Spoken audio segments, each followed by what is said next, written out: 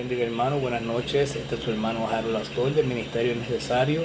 Me congrego en la iglesia Árbol de Vida, perteneciente al concilio Jesús Nuestra Justicia Inc. En esta noche pues les vamos a estar hablando de la sexta clase número 6, lección número 6, titulado La Biblia. Esta es una serie de clases, lecciones bautismales que estamos haciendo, ¿verdad?, para el beneficio de los hermanos que van a bautizarse por medio del concilio, ¿verdad? Así que comenzamos con la introducción acerca de la Biblia. Dice así: la Biblia está compuesta por 66 libros, 39 pertenecen al Antiguo Testamento y 27 al Nuevo Testamento. La Biblia también se conoce de varias formas. Yo les voy a estar hablando primero de cómo se le conocía en el Viejo Testamento y luego en el Nuevo Testamento. En algunos ejemplos, ¿no?, los más conocidos. En el Antiguo Testamento se le conocía como el libro de la ley. La Biblia se conoce como la ley de Dios, que no es producto de las divagaciones del hombre, sino que son leyes que no fueron hechas para esclavizarnos o para sofocar nuestra relación con Dios, sino leyes que nos ayudan a incrementar nuestro conocimiento de la justicia de Dios y a guiarnos hacia Cristo. En Deuteronomio 31:26 podemos ver lo siguiente: tomad este libro de la ley y ponedlo al lado del arca del pacto de Jehová vuestro Dios, y esté allí por testigo contra ti. Salmo 19:7 dice: y la ley de Jehová es perfecta, que convierte el alma. El testimonio de Jehová es fiel, que hace sabio al sencillo. La ley de Dios. El rollo del libro.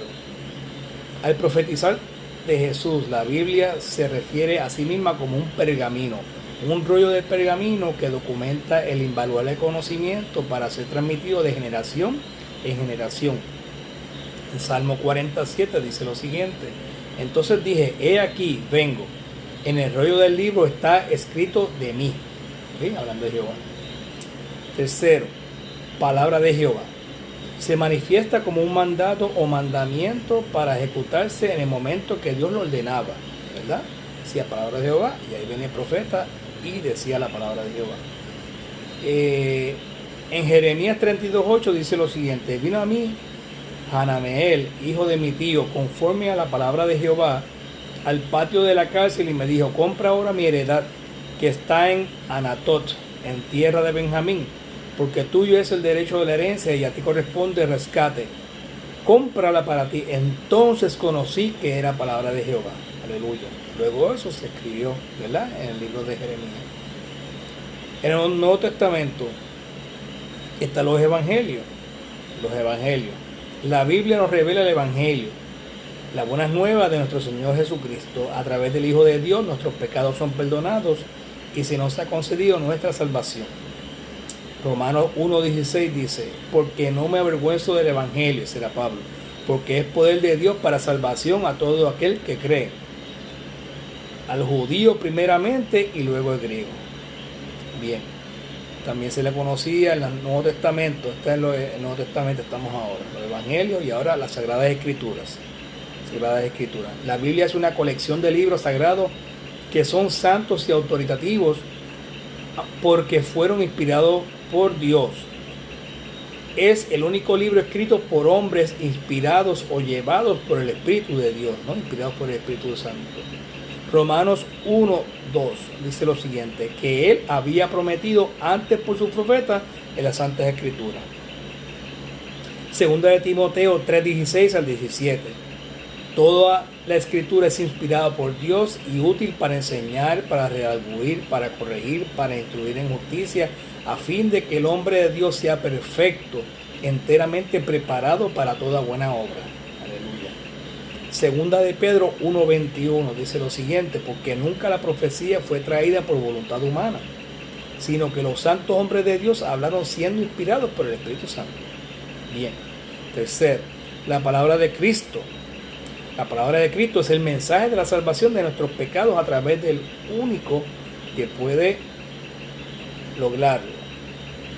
Colosenses 3:16 dice lo siguiente: la palabra de Cristo mora en abundancia en vosotros, enseñándoos y exhortándoos unos a otros en toda sabiduría, cantando con gracia en vuestros corazones al Señor con salmos e himnos y cánticos espirituales.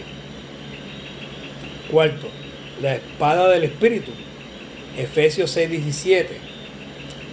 Antes de hablar de Efesios 17, vamos a hablar sobre la espada del Espíritu primero.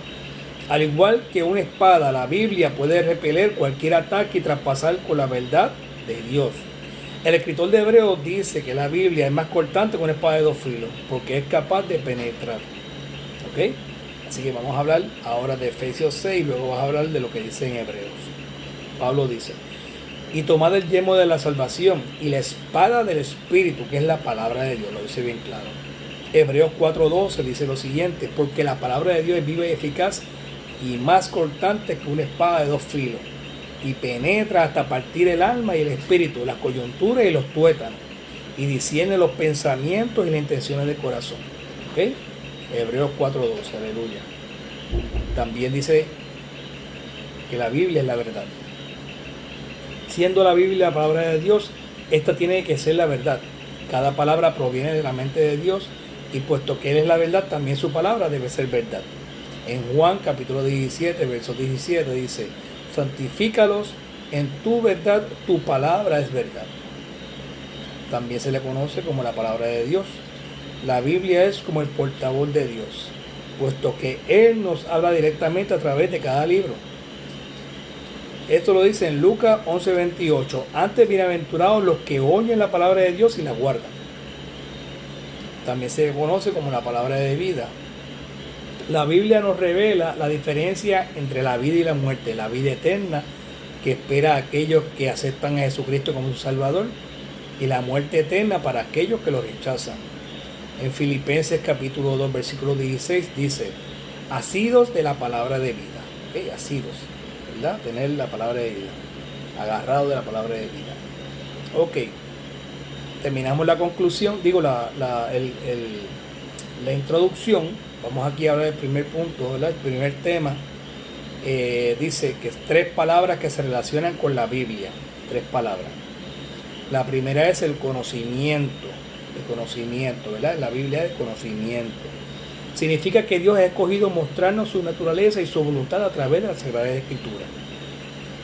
En Efesios 1, 17 y 18 dice lo siguiente: para que el Dios de nuestro Señor Jesucristo, el Padre de la gloria, os dé espíritu de sabiduría y de revelación en el conocimiento de Él, alumbrando los ojos de vuestro entendimiento, para que sepáis cuál es la esperanza que Él os ha llamado y cuáles son las riquezas de la gloria de su herencia en los santos. El conocimiento. Segundo, es la inspiración. Está relacionado con la Biblia, la inspiración. La Biblia es inspiración, inspirada, ¿no? Es el proceso a través del cual Dios nos ha dado su palabra. Él ha obrado en los corazones de escritores humanos para inspirarlos a escribir sus palabras, ¿no? A veces daba la instrucción para hacerlo y él tenía que escribir, ¿no? Como decía el Señor Jesucristo cuando se encontró con Juan en la isla de Patmos: escribe al ángel de las 7 iglesias, ¿no? Escribe, le mandaba a escribir. Entonces dice, segunda de Timoteo 3, 16, 17, que lo hablamos ahorita: toda la escritura es inspirada por Dios, ¿no? Inspiración, inspirada por Dios y útil para enseñar, redarguir, para corregir, para instruir en justicia, a fin de que el hombre de Dios sea perfecto, enteramente preparado para toda buena obra. Y segunda de Pedro 1:21, porque nunca la profecía fue traída por voluntad humana, sino que los santos hombres de Dios hablaron siendo inspirados por el Espíritu Santo. ¿Okay? Inspirada. Primero, conocimiento. Segundo, la inspiración. Tercero, el entendimiento. El entendimiento. Aquí les dice en Lucas, no, antes de hablar de Lucas, dice: el entendimiento es la obra del Espíritu Santo de dar a las palabras de la Biblia cuando las leemos y así entenderlas, ¿no? Con entendimiento. Leerlas no al papagayo, sino con entendimiento. En Lucas, ahora sí vamos a Lucas. Lucas 24, ¿verdad? Capítulo 24, versículo de 44 a 45 dice así: y les dijo, estas son las palabras que os hablé, estando aún con vosotros, que era necesario que se cumpliese todo lo que está escrito en mí en la ley de Moisés, en los profetas y en los salmos. Entonces les abrió el entendimiento para que comprendiese las escrituras, ¿no? Ahí les abrió el entendimiento a ellos para que comprendiesen las escrituras, ¿verdad? Y ellos pudieran predicar también, ¿no? Porque sin entendimiento no se puede ¿Cómo se podemos predicar si no entendemos lo que estamos hablando, ¿no?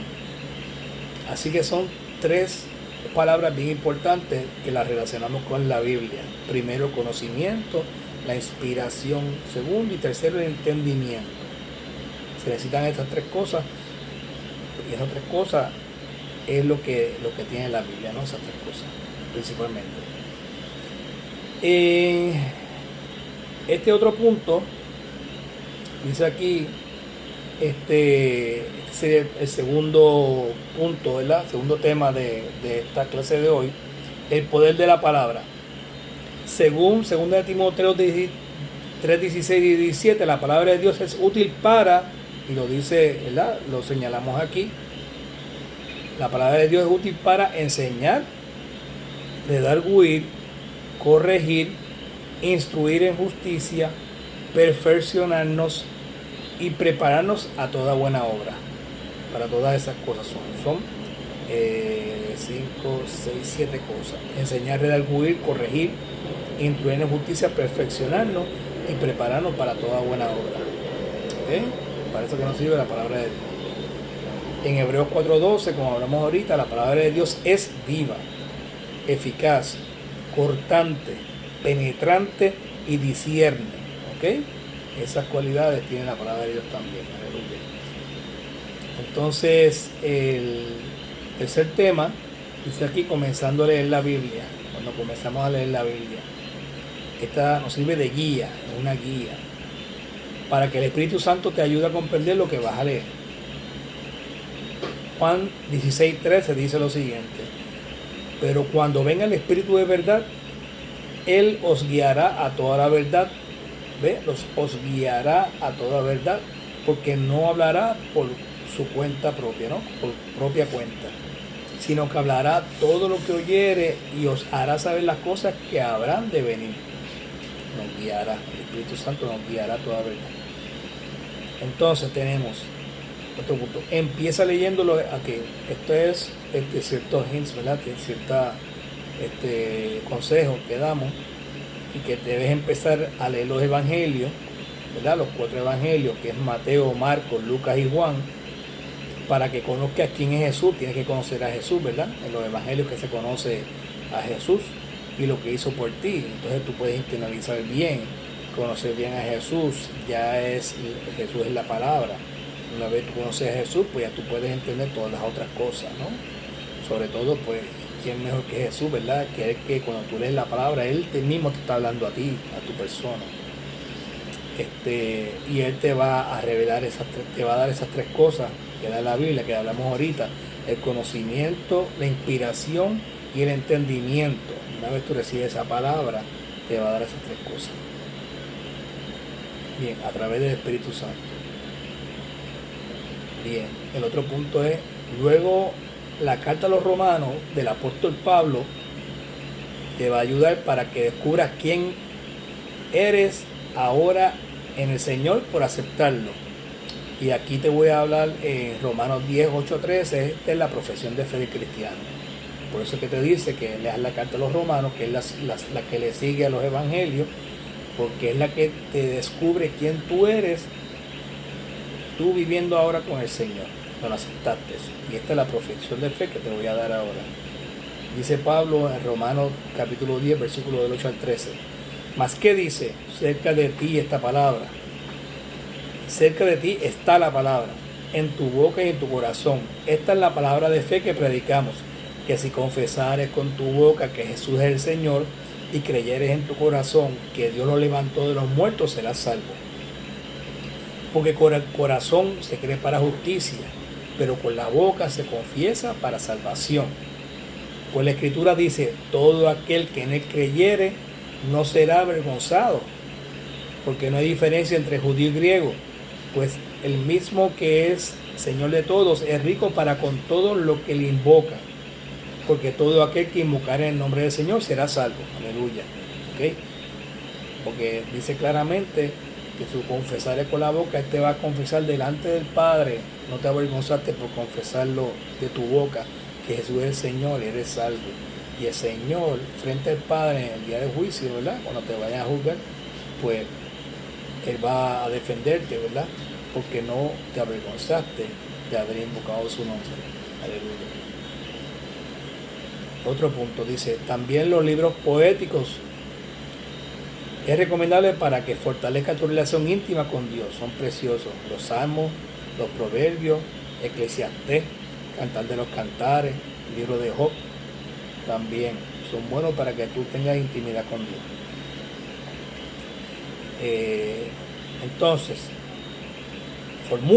lo último es formúlate todas las preguntas que tengas de la Biblia para que investiguen más profundamente luego y acércate a uno de los maestros de la iglesia para ayuda. Pues también puedes hablar a un hermano, a un anciano de la iglesia, el mismo pastor, cuando tengas alguna duda.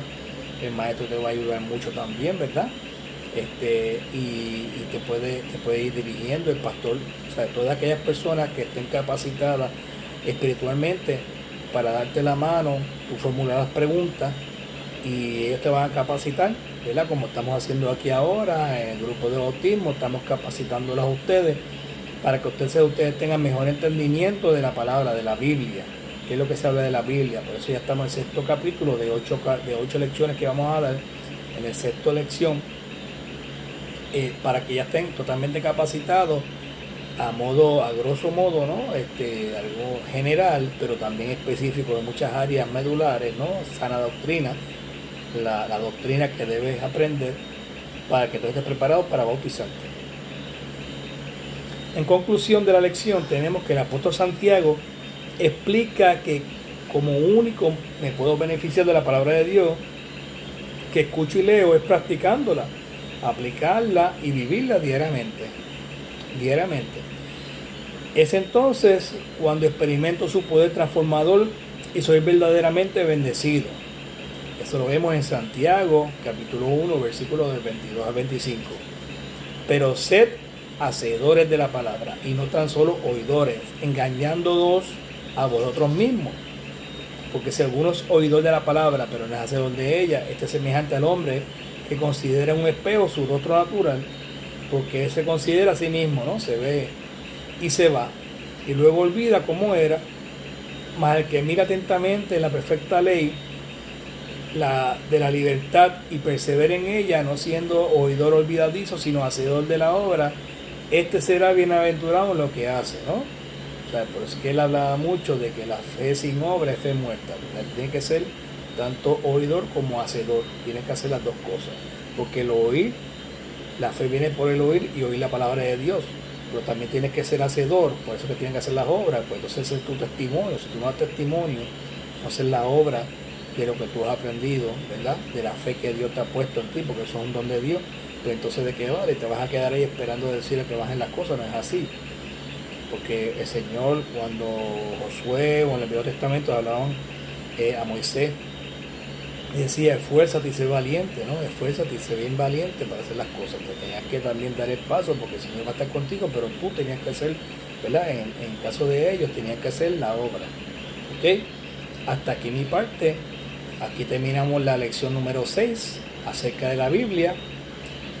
Y deseo buenas noches y que Dios los bendiga. Muchas gracias por su atención.